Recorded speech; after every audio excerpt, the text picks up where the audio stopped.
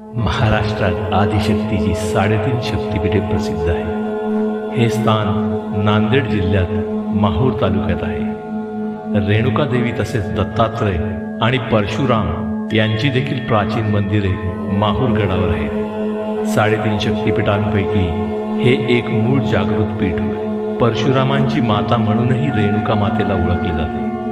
महाराष्ट्रातील अनेक परिवारांची ही कुलदेवता आहे। देवीचे मंदिर 13व्या शतकात देवगिरीच्या यादवकालीन राजाने बांधले असे म्हटले जाते। श्री दत्तात्रेयांचा जन्म माहूर गडावर झाला अशी भाविकांची श्रद्धा आहे। सर्वमंगल मांगल्ये शिवे सर्वार्थ साधिके शरण्ये त्र्यंबके गौरी नारायणी नमोस्तुते।